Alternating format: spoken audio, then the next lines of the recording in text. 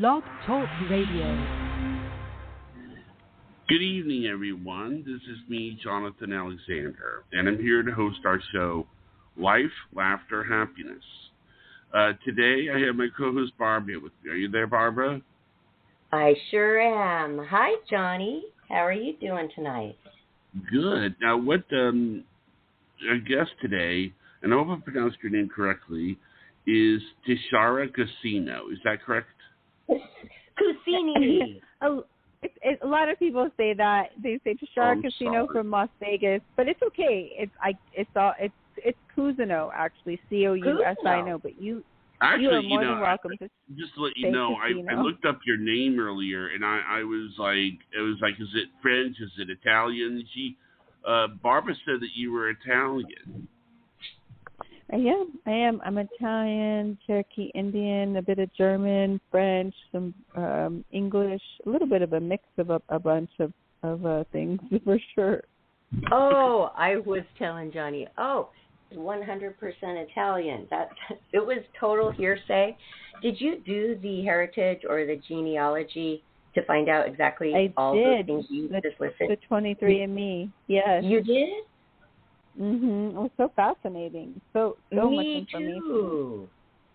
Yeah. I did it too. Guess who sent me a package to do? It sat there for a few years until I thought, actually, I want to know this stuff. A fan sent me it to do as a gift. Is that sweet? Oh. Yes. That's okay, so well, nice. This hour is all about you, Tishara. I ran into Tishara, everybody, just recently when I took a little weekend trip, Memorial Day weekend, to Las Vegas. And we had a couple of wonderful dinners together. And the more we talked, the more I heard about everything you are doing, I thought, oh, my gosh, I have to have you on this show, not just because, A, I am so interested in it, Cambo, and how you are a certified master Cambo practitioner extraordinaire. I just feel like I am just in awe because I had no idea that you were really doing this. I, of course, knew that you were a number one real estate in Las Vegas seller. I knew that. But you're doing this too. Wow. And I just thought, we have to share this because this is good. This is helping the world, isn't it? Yeah, I mean, so my background is I've done real estate for 19 years. And once I did my Playmate stuff, I really wanted to invest. And then I went and did that. And I've been doing real estate for 19 years. But during that time, I actually got really sick. That's how I ended up kind of circling back to my naturopathic degree roots. And this is more like my dharma, my way to give back, and help other people, support other people in their healing and in their journeys toward healing and just back to themselves. Yes, but early on, your parents did notice this about you. I read through your bio, which is really a long bio. You've studied and studied, but they noticed this even when you were a little girl, that you were really a natural type of healer. Am I right? Yeah. As a child, I think I was always kind of a little odd in that I was like, I'm really into energy and connecting with different energies, clairvoyant, clairaudient, like been able to just be very in tune. And then I was like hanging out at health food stores and doing Indian sweats and doing detoxes at 10. They're just like, oh, she's doing what 10-year-olds doing detoxes. But that's just what I was always drawn to since I was little. So they tease and think, well, she was a medicine woman in many lives, and this kind of came back here to do the same thing. So I think like it was just a natural thing for me. And then that's what drew my passions into wanting to do my naturopathic degree. And then when that happened, it was kind of at the same time, like Playboy came around, and it was like, hey, it was kind of two forks in the road, and schooling was like always going to be there, and all these amazing, fascinating opportunities came up, and my parents were really supportive in that, you should take advantage of these. You're young, and then come back to school later. It'd always be there for you. And during that time, I actually got really sick. I didn't really share it with anybody, but I was high functioning, and then eventually became bedbound, not able to communicate, speak full sentences, comprehend much. My body was kind of breaking down. And eventually, I went to the best of the best doctors all over the country, and no one really could pinpoint what was wrong. My blood tests were coming up normal. And then, of course, I didn't feel normal. I was really a shell of myself. I lost kind of everything that I thought that I'd known. And what we call now is a dark night of the soul, or just a journey back to healing, really a journey back to yourself. So what that did is brought me back to my path, which was with natural medicine, and really committed to healing myself. And in that time, I found Cambo. Actually, initially I found ayahuasca first, and did some really deep work with that. That connected me to the Cambo. And eventually got myself better, right? We found out I eventually had I had Lyme and breast implant illness is what was going on with me that they couldn't really pinpoint. And so, what year? I'm sorry to interrupt. I just want to put that in my head. Like, when was this happening? Yeah. So I think about it was, Lyme is actually pretty prevalent. Most people have been exposed to it. It doesn't really start to pose a problem until maybe you have a surgery or a trauma, a car accident, multiple infections or heavy metals. These different things can really trigger the symptoms. But it was back in probably 2005 is when I was the things were starting to shift, but I was still kind of able to function. It went on for some time, and then a year. How long did you suffer from this? Oh no, it was a while. It didn't start off so bad. It was okay, I noticed a lot of fatigue, just not feeling like myself. My body was attacking itself. I was in pain all the time. Anxieties, different things that were happening in my body. I was this isn't normal. So that went on for some time, and then there was times that it was worse than others, because it was kind of good days and bad days until it became just all bad days. And then, things got pretty bad. But then eventually I found I couldn't work. I couldn't function. Eventually I found these medicines, and that's really what brought me back and brought me on this path, because they saved my life. Yes. So that's what really got me passionate, and I thought, well, wow, had I known about this earlier, and I actually didn't have any intentions of serving Cambo or that, but what happened was the people that did know about me being sick and then getting better, they had found out about that, and then they were themselves going through certain, health issues, and reached out to me to give them the medicine. And I was like, oh, no. It's one thing if I hurt myself. They could trust you. They were feeling the vibe. And I feel that with you, too. I feel safe. It's a safe environment with you. Oh, I appreciate that. Yeah, I just didn't feel in that space really I wanted to have proper training, and so I didn't really think much of it. I just said, I'm sorry, I can't. And then that same thing kept happening over and over, and I was in the car driving, and I just knew with my spiritual connection, I said, there must be something to this. And so I just prayed, and I said, Spirit God, if this is something you want me to do, then I need full support and guidance. And at that very moment, oddly enough, this car got in front of me, and the license plate said FROGLUV, Frog Love. And it was just a very goosebump moment. And I was like, okay, because if you would have asked me maybe 13 years ago, I would have looked at you crazy, because I had people come to my house and they purge you. It's a purgative, right? To prevent pretty deep processes.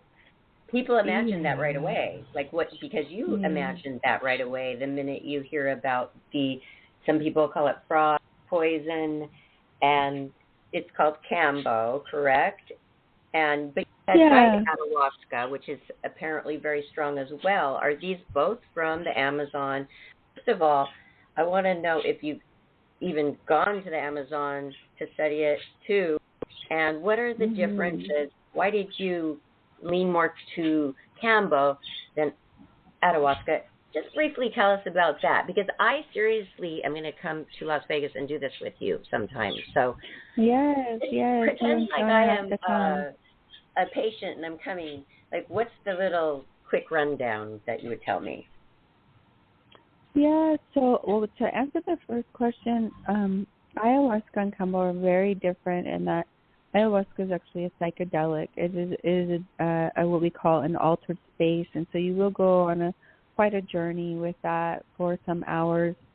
And Cambo is legal, and it's more of a cleansing, what we refer to like as it's a shamanic earth medicine, and it's the process is that you're completely grounded in your body, and you will only, so like maybe a 15-20 minute, you could go a little longer if you just want to continue working, but then you're done, and then you can pop back into your life. And I think that's what a lot of people like about it, is that people can come and get a healing, although first-time sitters usually do what we call an inoculation, which is 3 sits within a moon cycle or 30 days. That's how you best get the most results, but you still get good results from single sits. I think it's just like anything else. It's like your first sit. Okay. Oh, go ahead. Let me ask you this. Yeah. Let me ask you this question. Do you feel like that you are in a like out of body experience when you go through this? No, you're completely grounded in your body, so much so that like you will be communicating and talking, and I've been serving now for quite some time, so really moved into where we work with it in a gentle way, right? So there's no need to blast the body. I know people see stuff on videos, and that's indicative, but not everyone has the same process. So you can receive it, and so it doesn't blast you, so I offer different ways to receive it, so you don't just have to just say, oh, okay, this has to be super intense. Okay. Well, that's good, but I don't want to rob myself from the super intense thing. You know what I mean? I don't want to say, oh, well, I don't know if I want to throw up. Why not? I've thrown up my whole life. I've had very bad flu. Yes, it is uncomfortable. I never thought I was going to die from throwing up. I never had that bad of throwing up. But isn't it worth it to, don't you want to get everything out that your body's saying, get out, let me heal you, get out, let me heal you? Why not just blast it out and do it the strong way that you're really supposed to do it? Yeah, you definitely can. And I think if your body's up for it and you're up for it, I always encourage that. I always support and say, try to release that out. That's the purpose of it. You still receive the benefits though, but ideally, here's 2 things. It's a misnomer that you're going to have a vomit purge. Not everybody has a vomit purge. It could look like this, guys. You could, first off, anytime someone sits for the first time, they always get a test point. And, the 12 years I've been serving, I've never had one issue, 100% safety record. But I always tell people, if you are that lucky one, I'd wipe it off and you'll be back to normal within moments, right? So It's very controlled. But as it goes in, you can feel these effects. You can feel maybe the heart beating a little bit faster, maybe some heat flushing in the body, hot, cold, sweating. You might cry. You might feel the need to go to the bathroom, or you may purge. And, Barbara, you're exactly right. Why not get that out? It's not even like a sickness of oh, I'm sick, I ate a bunch of bad food. It's really a healing purge, a healing vomit, if you want to say, where you feel wow, I'm so glad, I got that out of me. You feel like you've been holding on to that energy forever. And so it's almost like where you really do want to release that out because it's just been like it's sitting in you in that energy.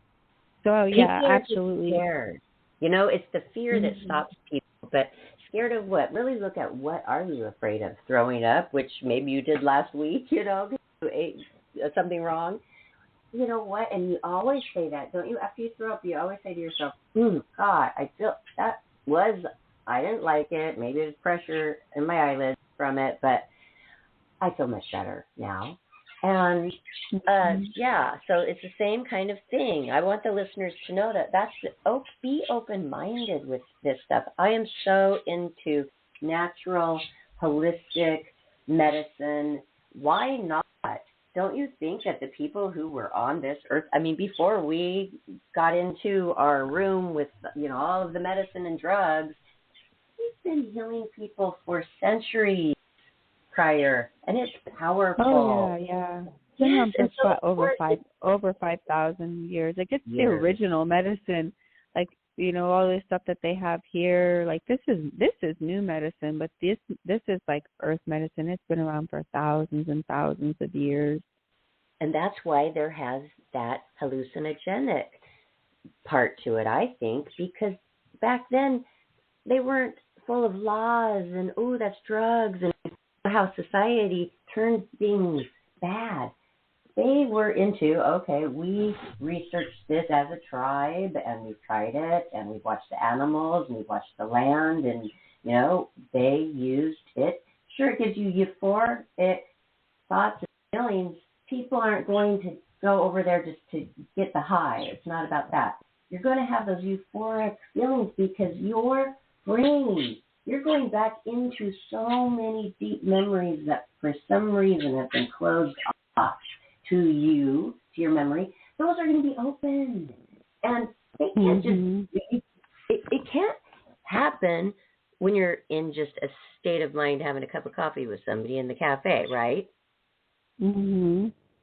Well, the Cambo is not a psychedelic. Just to have some clarity, the ayahuasca is. The bufo frog, which is also a frog, is like an altered experience. But the Cambo frog is not psychedelic, just so you guys know.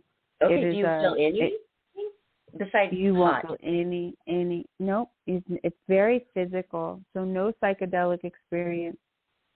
But you might cry and purge out all of that. You know what? I did have a crying purge thing a few days ago because I got triggered. And you know what? I told you at dinner I was doing that year-long course called Magnetize Your Dreams. I'm working on myself, being positive, doing the whole feng shui home, getting it all flowing, getting your, life together. And I think it got me really more in tune and not so numb, I couldn't even believe it, Tishara and Johnny. I was watching this movie, Mandy Moore. She was pregnant with triplets, and just what she was basically going through. And then she was in labor, and I had such a weird thing happen when I went into labor. You guys, I have to even write a whole book on just that. There was literally a stranger guy that I dated one day, and then I went into labor, and my parents let that guy in like they thought I knew him and everything, and I was so out of it. And this guy was in my room during delivery. He was a stranger. And so all this, when I saw her, because I was pregnant with the twins, and I lost the boy, right, in the childbirth. So it triggered me, and I cried and cried and cried. And I had to cry into the pillow so nobody could hear me, like the neighbors. And I couldn't even believe it. I woke up in the morning, and I thought, I haven't even looked this good for years. My face was not swollen, not puffy, not elephant man puffy. It was rosy. And I said, I feel great. I feel good. And I cleansed out that. I cleansed it by crying. I cleansed it by thinking about it. I cleansed it by talking to my mom who is in heaven, That I did. So I was proud of myself. That's enough about me. I'm going to give you the floor. But I want you to know, Tishara, that I am so on your wavelength with this natural Oh, I love that. That's exactly though, Barbara. Just what you said. I will It's say like that it is a that new puts thing. you in a I've deep place. Hold on, Johnny. Thank you, Tishara. Go ahead. Johnny, I know it's exciting. Go ahead. Johnny. Johnny. Oh, I was Go just ahead. saying thank you for. I was just saying that's a good thing that I'm. Oh, no, you're cutting out, I believe. Tishara, did you hear him cut out a little bit? I did. I'm sorry, Johnny. What did you say? Honestly, a little bit, but not much. But just okay, Johnny. Johnny, you have to go take care of your connection, and I'm going to continue talking because this is odd too. I don't usually hear this kind of cutting out on Blog Talk ever. So, no, we cannot hear you very well. I'm going to go on to the next question, and hopefully you'll be okay in a few minutes. Yeah. All right, thank you. Tishara, okay. We put up the title of the show, Tishara Cousino, Miss May. I know you're 1999, the coolest year ever. Miss Yeah. And, the Playboy Playmate of the month, and people want to hear a little bit about that. So it sounds like you have really great, supportive parents that were right by your side. Didn't you tell me that you're a third generation Las Vegas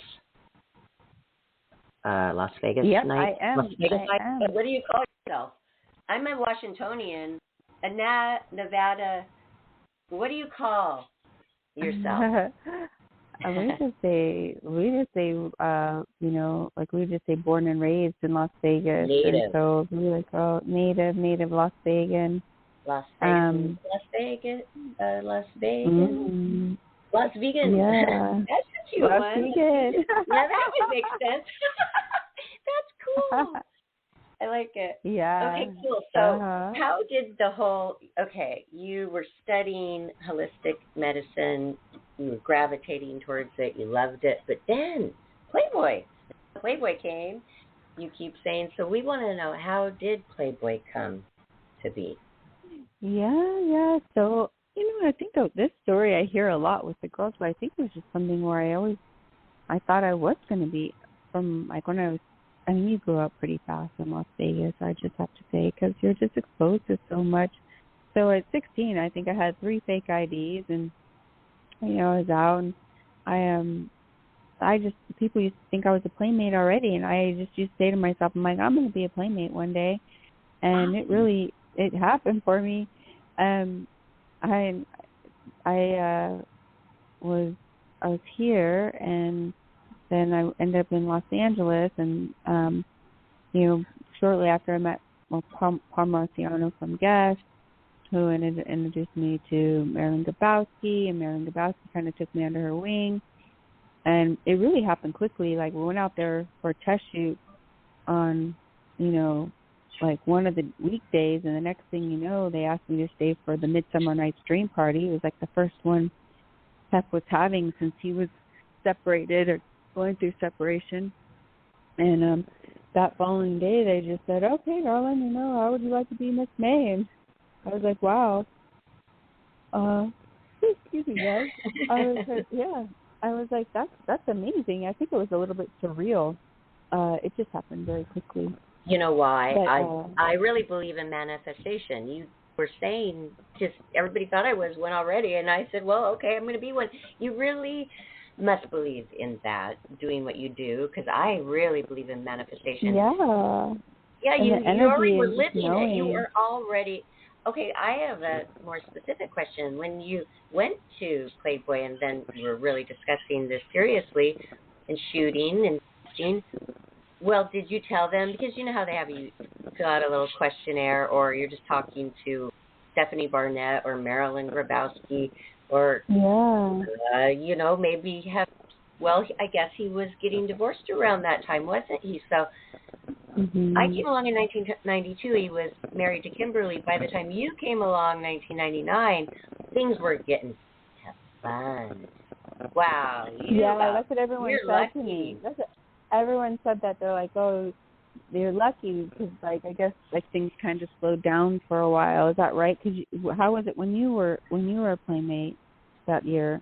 Okay, you would go up there. It was all about family. It didn't say Playmate at play as you drove up to the mansion. It said children at play. She changed the sign, and you could see where she changed it, and then they changed it back. But she was very kind to me. Kimberly Conrad Hefner was. I must say, she just was very reserved, and I don't blame her. I don't think that she was cut out to share so much with her man, and it must have been very hard. It would have been hard for me. It depends on your personality. But she was good to me. You would go up there. It was toys everywhere. You go into the foyer, and there was the big wheels and just toys everywhere. Can you imagine that, Tishara? And then I would be getting ready, eating breakfast in the little special, cute dining, not the big dining room, but the little breakfast room. And there was Marston and Cooper. Cooper was in the high chair, and Marston was too, and the nanny was feeding the breakfast. Okay, then I would go to the studio, shoot, come back. It was very subdued. She even stopped the lingerie parties and had turned most parties to black tie, and it was quite strict. And a lot of the 90s Playmates, or early 90s, we were joking about how if you saw her coming, you just would like turn and go the other way because you just didn't want any trouble. You didn't want a cross eye taken wrong. You were really tiptoeing around the mansion. And that's why I don't even have a feeling that I actually was working business with Hugh Hefner. I know he loved me and he was happy with my work, but when I would travel the world and work with the foreign departments, I felt like it was those people that were running the show. Those people were choosing me. Those people, it mattered, my thank you notes and everything more. And I always correlated half with the partying, just the mansion, the fun, the mansion. That's it. It was separate like that. I don't know how it was like for you, but that's how I felt in a nutshell. And so it became so fun, so wild, more wild than I could even imagine, Tishara. Oh, really? When did that? So did that when it shifted in 99? It's always been, or? No, it happened.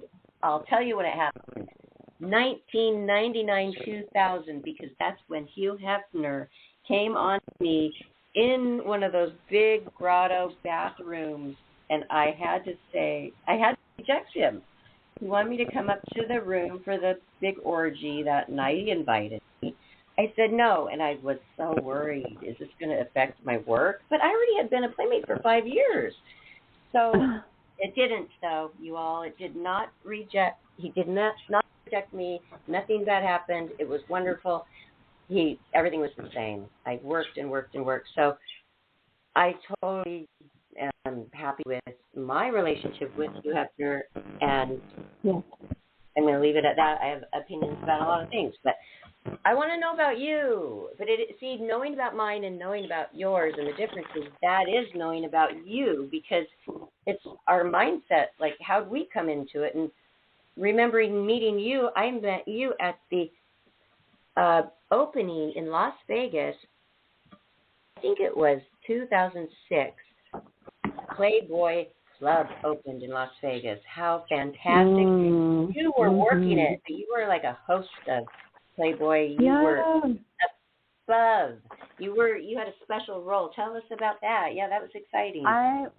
They did so when they opened up that Playboy Club at the Palms, they were hiring a lot of girls as like cocktail waitresses and dealers, but ended up becoming a Playboy Playmate host. So I was the host in there. So I was the host of like the high rollers and the gamblers. But what did that tell exactly? Oh, I'm sorry. What did you say, Barbara?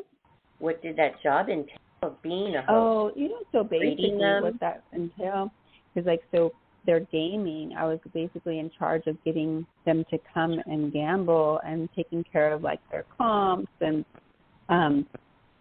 just setting them up to play, inviting them out, basically like a liaison and like.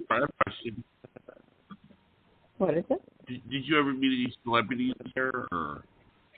Oh yeah, I mean during that time it was like the Palms was a big deal, and that's like kind of was like a Las Vegas celebrity playground.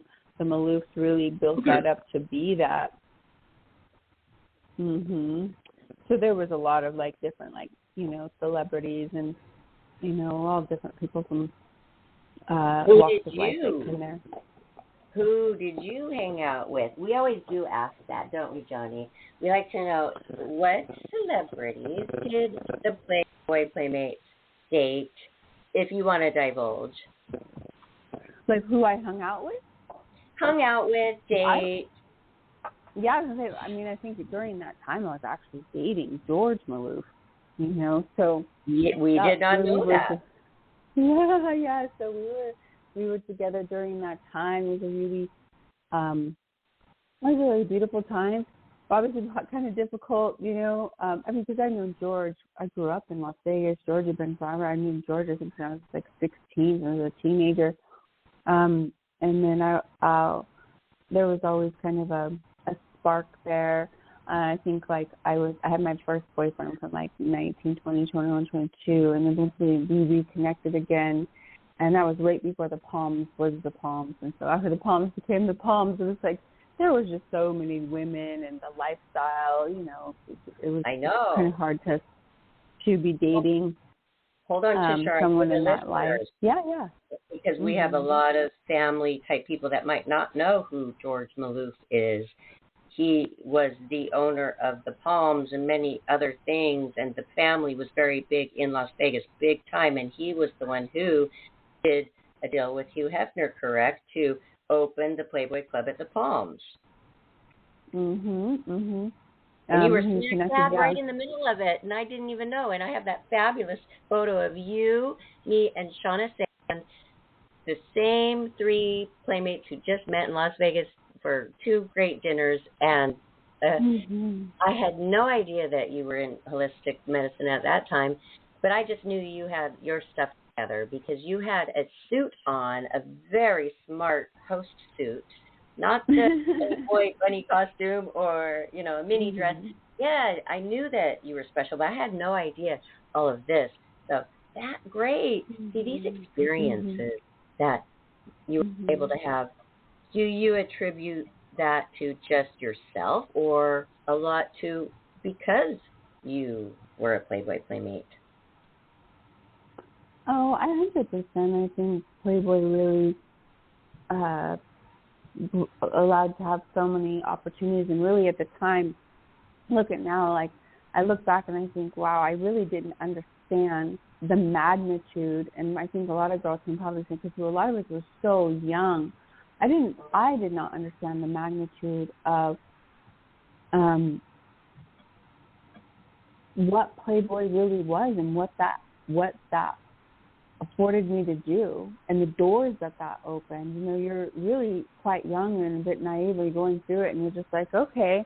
But now I look back and I'm like, wow, those opportunities came because so many people always wanted to, have the Playmates here and offer them there, and so 100% Playboy opened up so many doors, and I'm super grateful. For me personally, I have nothing but fabulous experiences, from Hef to the parties to the girls to the working events. Like I've always had a great experience, and so yeah, definitely. Well, I would like to add to that. Hold on, Johnny. You sent us some fabulous, glamorous, and fashion photos from your modeling portfolio, and I was looking through those, and I was just like, wow. And look at those long legs. And, I mean, for all I knew, if I didn't know you, you would be like a 6-foot fashion model. You photographed so tall, and I'm so sure that you had so many modeling gigs and probably still do. But then I thought, you know what?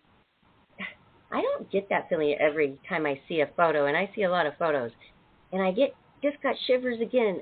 And I thought, Hugh Hefner, didn't he have a great eye? There was only so many Playmates that could be chosen. I don't know. I don't even think there's 1,000 out there in the world since 1953. And you were one of those. Tell us a little bit about how does that feel to be chosen by Hugh Hefner, and does that make you feel like how does that make one man who created this chose me? That makes me feel so good. But can you tell us a little more in depth of how you feel about that and why?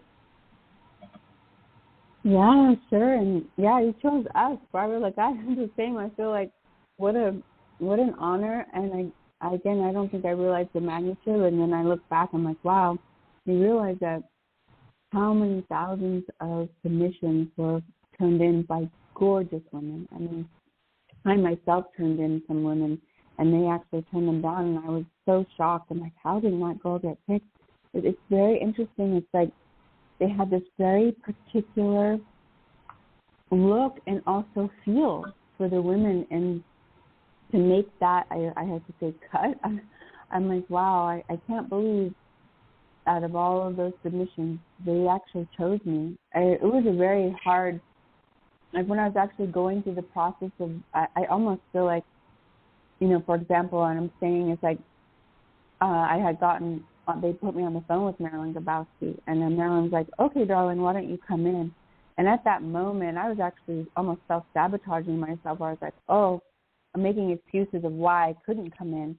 And then she's like, okay, darling, well, how about this date? And I stopped for a moment, and I was like, you know, you are presented with this amazing opportunity, and if you don't do it now, you're never going to do it. So you need to just say yes. And in that moment, I committed to saying yes and changed my whole life. And so It was just a big honor. Like I just think, wow, how just out of all of the women that were submitted, we were actually chosen, and that was Hef. Hef had this really, just like you said, like this you know, interesting energy, that the gleam in each of the girls' eyes. Like he had a certain type that he would pick, you know. Really interesting. I also wanted to say something else. I did some research, and I found out just now that probably Navy SEALs that there were Playboy Playmates. So you guys are really rare. You cut out again. There's more what? Navy SEAls. Oh, than there are. More Navy SEAls. Oh, really? More Navy SEAls. Oh, wow. And okay. Yeah, that's amazing. Yeah, you didn't think about it. I mean, how long was Playboy going on? There's 12 girls picked a year. And how long was the magazine at that point? Do you know, Barbara? Do you guys know? Okay, the question is, 1953. Okay, what is the question again? Sorry. You're kind of not sounding clear either. Oh, I don't know why. Okay. Yeah, a little fuzzy. Johnny's cutting out. You're not so clear. Maybe mouth into the phone a little. Okay, go ahead. Please repeat. Oh, I was just wondering, what year did Playboy finally... Well, Playboy's still going on, but it's obviously so different. Like, when did it actually kind of stop doing the magazine? That was 2017. Okay, and then the year that it started, was it 53? Yes. So do the math. Okay, so Miss real estate extraordinaire woman. I love it. 64. We got 64 years times 12 women. So literally only 768 women over all those years. I knew it was under 1,000. Yeah. Yes. And that's not very many. No. And we've interviewed many, I think 25 or 30 Playboy Playmates, right, Johnny? And each one has such an interesting story of how they became Playboy Playmate. And not one of them has ever taken it for granted. Every single one. It just was some kind of eye-opening, major, wow, I have arrived experience type thing. Because sometimes right now in life, I don't even know, why do I I still have fans. Really? You're my fan? Oh, I've loved you since, 1992, Miss December. Oh my gosh. Well, when you think about a fan, I've loved the Seattle Seahawks since I was a girl. Those Seattle Seahawks, my team, have gotten me out of depression some years. If I didn't have them, I would have been lost. And so I think we're that to so many people out there. And that I think sometimes we don't realize because we're humble, too. We don't walk around thinking we're God's gift to creation. We're very humble women. We're normal women. We all have a lot for careers and aspirations and dreams. And that's what Johnny and I like to do is showcase that. So, wow. Oh yeah, Barbara, I just was saying, like, I feel like even to this day we are so blessed. Have is no longer with us, but the legacy and Playboy still, like, for us to even just go be able to connect and be at dinner together, for me to be connecting with you guys on the show right now. I had one of my girlfriends who actually lives in the same high as me. I met her brother one time. She sent me a guy tattooed my face, one of my Playboy pictures on his body. I'm just like, wow, the impact that you are tattooed on somebody's body. That is awesome. Yeah, she just sent me the picture, and I'm like, I haven't been a Playmate as of 1999. We're in 2024, and I've got this person tattooing me on their body, and I'm like, wow, that's mind-blowing. But because it was from Playboy, right? And just the impact. If you're down and out, okay, if you're a Playboy Playmate, you can always make money because somebody out there is going to want to buy something from you, and millions of people collect our stuff. So it really is a gold mine. It has been a gold mine. You can use it if you want. You don't have to use it if you don't want. It's high class. Hugh Hefner always kept it very classy, and that's what I would say in all my interviews, that, the nudity is beautiful. So thank you, Hef. He just had his birthday. I missed it. Did you write in on the Facebook page and wish him a happy birthday, even though he's passed away? I didn't. I'm not too active on social media, though I later went on and I saw a lot of the girls' stuff come up. So okay, I should probably do that. Me neither. Tell us if you could, a little cute story or a detail, or just how was your relationship personally with Hugh Hefner? He was always always very gentleman. I came around when it was Sandy, Mandy, and Brandy, like the twins. He was pretty, enthralled with the girls. And so, we'd all, like, go out in the limo, like, after shoot days. And he just was always very generous. Always sent the pictures, maybe wrote a little note. Very generous man. I wasn't, like, super, super close with him, right, but just that my interactions with him were always very, very generous and gentleman-like. And so, he's a funny man. A lot of people wanted to be by him or talking to him. And so I also think I was a little bit shy in some regards. Mm-hmm. Well, even just around him. So if you naturally are just a little subdued and shy, and then you have Hugh Hefner, this iconic legend that just changed your life, and you just don't want to even say the wrong thing, it would take probably a Quaalude if he handed me one. He never did. I never did go out with him or anything. It would take that to, like, break that. He kind of made me a little nervous. But, I really put him up on a pedestal, but I did write him cards and things like that. But this is amazing. When you just said Sandy, Mandy, and Brandy, that's exactly when it changed. So you don't even know when it was boring. Right when they came was right when the wife moved out, and what happened was he was trying to date the Playmates. And then when he realized, well, they're not really taking the bait. We were already Playmates. And, when I came along, he was 65. That's not that old, but then he was 70, and to me, I'm 30. 70's old, so I rejected him, and then he really realized, and I saw this, you guys. I saw it when Hugh Hefner realized every single woman out there, and my dad even has always told me this, Barbara, I don't care what a woman says, every single woman on this planet would love to be a Playboy Playmate. And he realized that, and then he had 7 girlfriends. Boom. They were not Playmates, but he had the power, didn't he? And then history. So I saw that happen. Why did him and Kimberly separate? I never knew that. Well, it wasn't any big blow up or anything. I feel like that they were growing apart. She went on a couple of trips without him, which frustrated him because he didn't like traveling. He thought he could make this oasis world, paradise world for her, and nobody would want to leave him. The world came to him. It's years. You don't realize. For years, he never left. He just started leaving when you came along. He started getting in the limo and taking girls out to nightclubs, and they'd rope it off for him. I knew everything about his outings because I was really good friends with Billy Atkins, who arranged a lot of that stuff. And because I was in Beverly Hills. Oh, this is what I don't want to go off on my tangent. I want to know about you.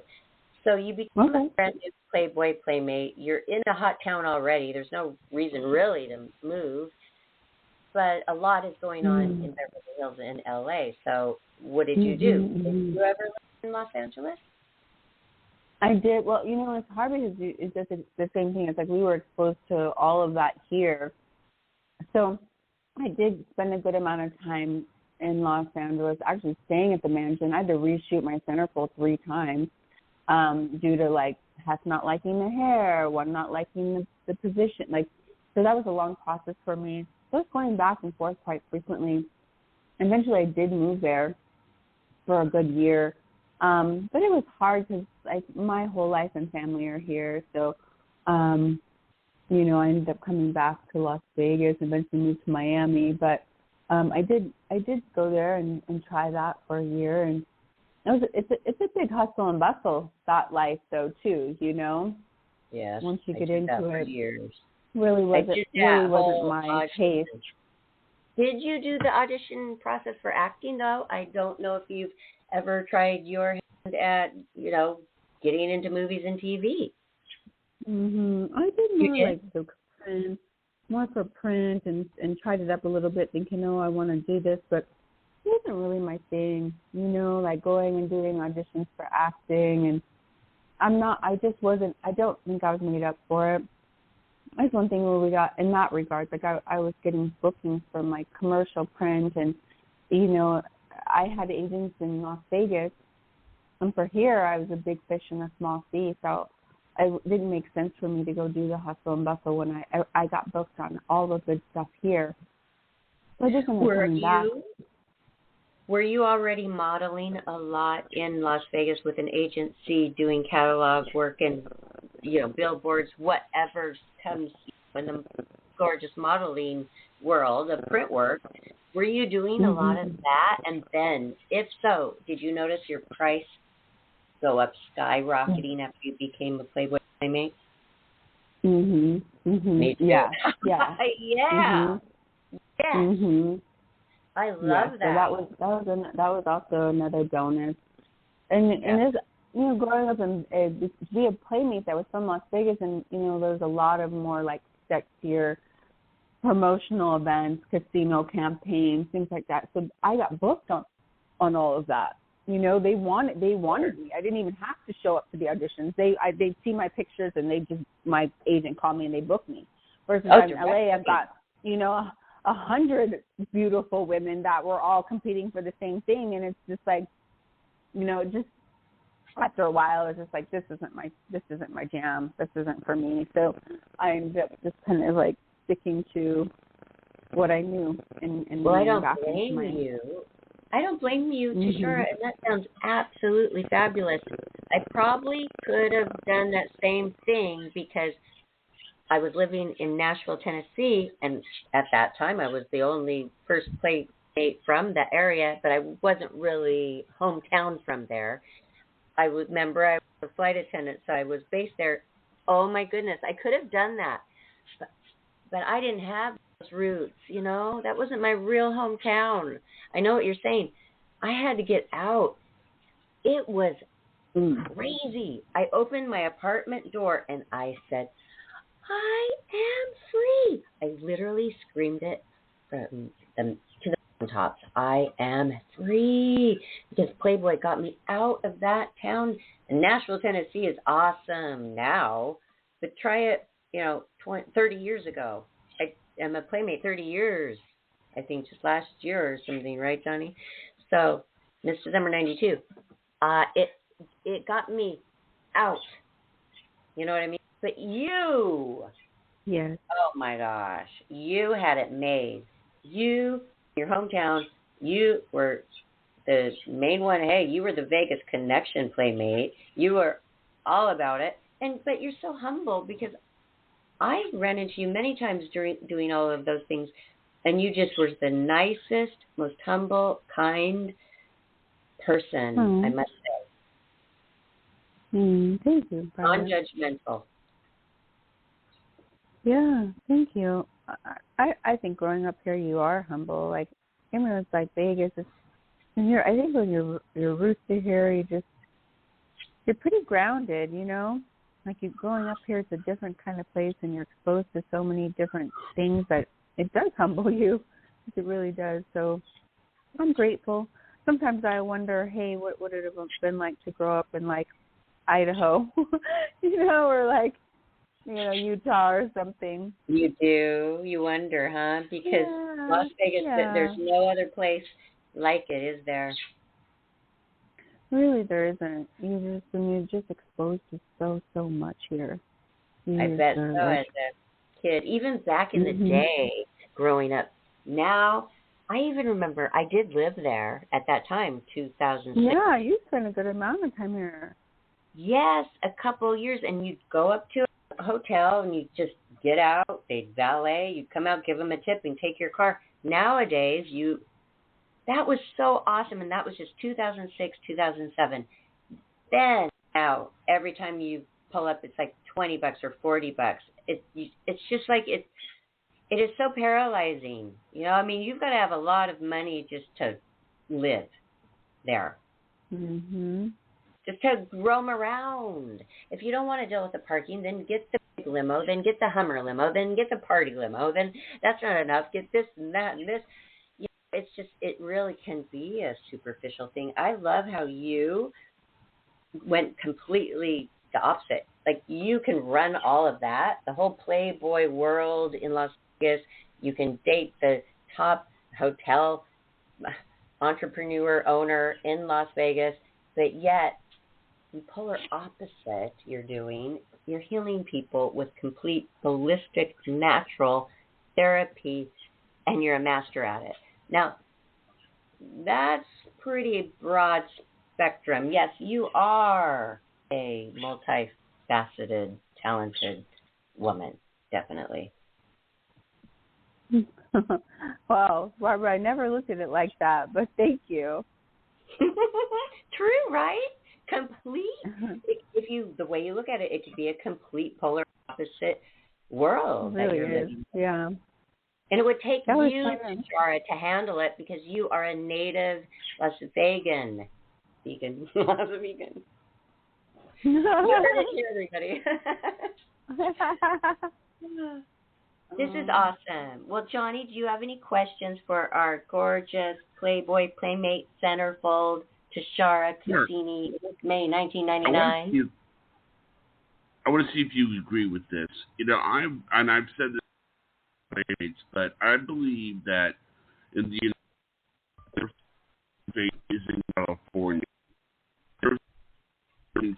in Los I'm sorry, I'm hearing every other word, Johnny. I'm so sorry. Barb, maybe are you hearing him? Okay, No, and that is so sad. What bad luck having Tishara on, and then it's happening. Just type it to me. We text back and forth during the show in case there's something going on. So, hey, Johnny, text me the question and I'll ask her. Yeah. All right, I'll do it right now. Okay, good. Okay. Well, Johnny's so sweet, Tishara. I'm glad you had a chance to come on the show and get to know him a little bit. He's sweet. He's out of Florida. I've been working on the show with him for 5 years, doing many shows every week, and I've never even met him in person, but we're best friends.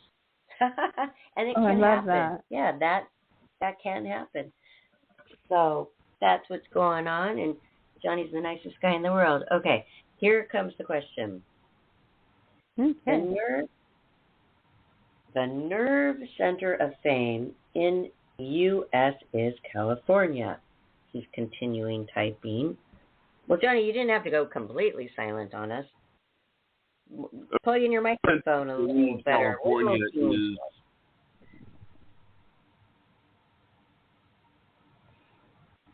Okay, the nerve center of fame in California is Los Angeles. You wrote that twice. Okay. Well, I know the question because he asked this to everybody. He thinks that beyond that, the tip of the iceberg nerve center in Los Angeles would be the Playboy Mansion. He always has more questions about the Playboy Mansion. So whatever you can tell us about the Playboy Mansion, celebrities, stories, wild, crazy things at the Playboy Mansion, Johnny wants to hear it for the end of the show. It's where everything happens. Actually, I was going to say something else, and I told Barbara this, that if you put 5 celebrities on stage and one of them is a Playboy Playmate, everybody's going to want to talk to the Playmate.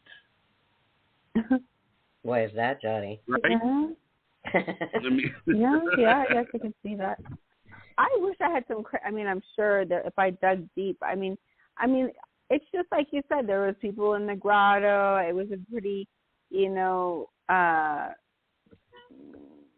like the word I'm thinking, people lost their inhibitions. It was a safe place to come and lose your inhibitions and it be okay. Wear the lingerie and take a Quaalude and go and just enjoy yourself and just really let loose. They were just great parties. That's my biggest thing is I remember there were just some of the greatest parties that you could have gone were there. Great food. But I don't have any real juicy stories because believe it or not, I was quite shy going through that process in a lot of ways.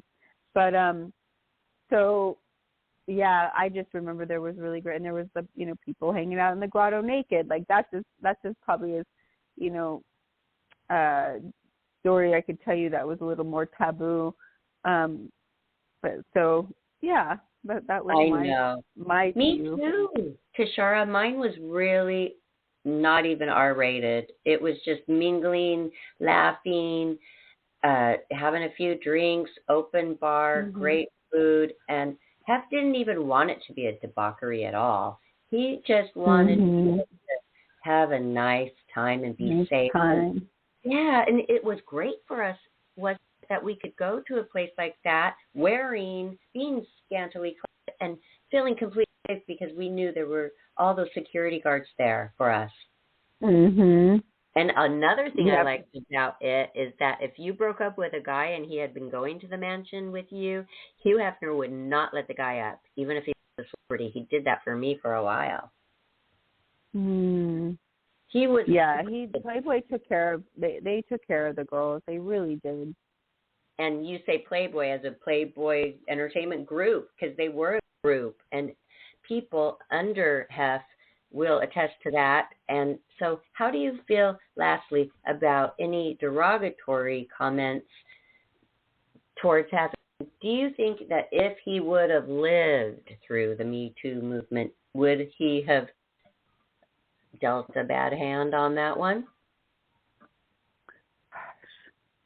I don't think so, because, you know, what you see is what you got. He didn't try to sugarcoat anything, you know, and if you were up there, you know what, you know, that's what that, it was, you know, and he was a gentleman. I mean, I don't know, I see some of the things that come out, and I'm like, wow, I didn't never see that side. And I'm not here to say if it happened or didn't happen, because I wasn't there, I don't know, but all I have to know is my experience. So, yeah, I don't. You're positive. You're all positive, and so yeah, I didn't have those experiences. I just didn't. I really have such. If anything, what I regret is not plugging in more and actually connecting more, because I was a little shy and a little bit more introverted, and I really had a lot more opportunities and connections. I could have, you know, even relationships. I mean, listen, Barbara, it's been years and years, and we just kind of fully we connected, but never, you know, into this way to where we're you know, texting, and, you know, so I feel like I missed out on a lot, and I wish I would have plugged in more and connected more. That's my biggest thing with where I was at in my process with Playmate, with being a Playmate and doing Playboys. I just wish I really would have dove in even more. I understand, but we all have those because we're young, and we're not going to. Oh, there are so many times where I look back and think, man, if I had this brain I have now, I would have handled this so much differently. I would have handled that. You know, so we're all going to have that. Maybe you should take a little bit of your own frog medicine and clear that out, because regret, it's a little regretful, that is. Yeah, I mean, I fully trust, at the time, that's where I was at, and that's what it was, and that was my purpose, and then I just, I enjoy the fact that here we are, you know, 20-something years later. So figure, 99, I was 20, right, so and going to be 21. So oh, my gosh, that's very 46 young. Now. That's very young, Tishara, because I couldn't even believe that anybody was doing Playboy before 25, because I was turning 25. I shot it at 24, the end of it. And I was at the mansion with Echo Johnson, and she was only 18. I could never imagine doing that. I was so modest, so shy. I mean, every single year that we live, we're getting less of the shy ambitions and the shy, because we don't have experience that much. We don't have a lot of experience. So even just sitting at a dinner and trying to have a conversation could be oh, excruciating, you know, because so we're thrust into it so fast. You must give that to yourself. You were thrust into it so quickly.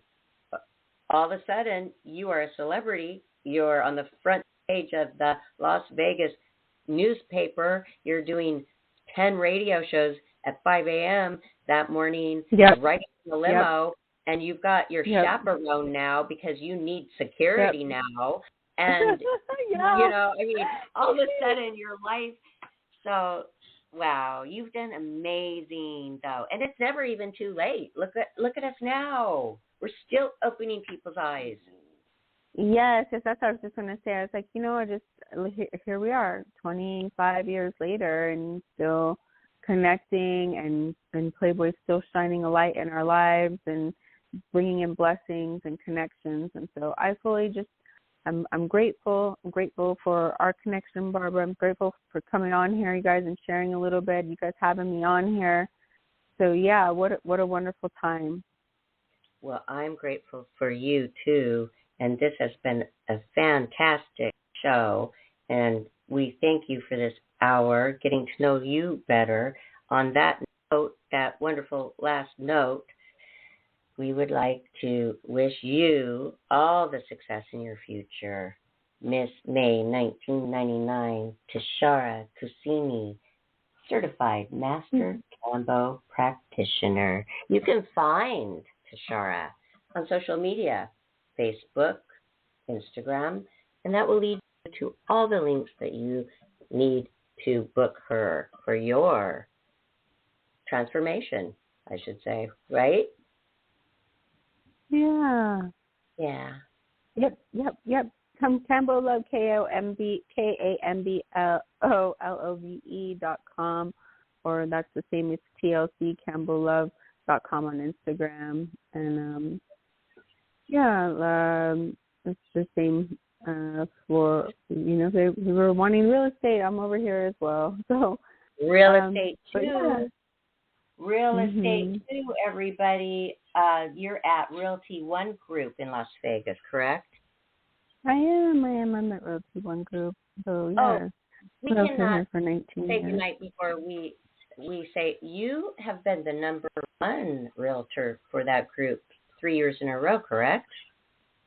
Yeah. As a top producer 3 days in a row. Yeah. Hard work. We're in a different market now, but definitely been their top producer. So grateful for that as well.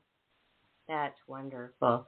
Wow. Well, you certainly have it going on. You have it. My dad used to say, I don't know what it is, but you have it. And you, Tishara, definitely have it. And you've got it together. So everybody, hey, you want to buy a home? You want to be the best person? You want to be your best self? Well, start to take care of both of those things. And you know what we're going to do, Johnny? Let's put those links that Tishara just read off on the bottom of her show description so people could easily click on those and directly connect to her. Okay. Well, thank you so much, Tishara. We've thoroughly enjoyed getting to know you better, and I am going to contact you every time I go to Las Vegas. I actually have family there. My brother and sister-in-law live there, and I'm so close my whole life with him. He followed me out when I lived there, and he stayed, and he's been wrenching motorcycle mechanic for probably 25, 30 years, and he's one of the best. So I'm always out there, and I would love to see you all the time, Tishara. Yeah, every time you come out here, you let me know, Barbara. I will, and I'm going to schedule my, what do we call it? I always call it frog poison, but Cambo. Yeah, Cambo. Let's Cambo me up. I'm ready. So, Johnny, all right, you guys. Any last words, Johnny? We're done. No, I think this is great. I think this has been a good show. Okay. Well, thank you so much, Tishara. Everybody, thank you for listening. Have a great night. See you next night, everyone. Bye, guys. Bye-bye. We are AudioStack.ai. Combining AI writing, the best synthetic voices, with production and delivery. Be it ads, podcasts, or VOs for video. Just like this ad. How would you utilize AI audio? For free. Go to audiostack.ai/contest. Give us just a few details. And you could replace this spot and be heard by millions. See webpage for T's and C's. audiostack.ai/contest.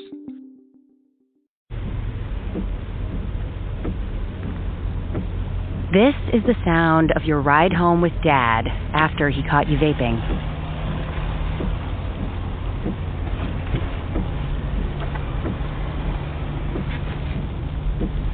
Awkward, isn't it?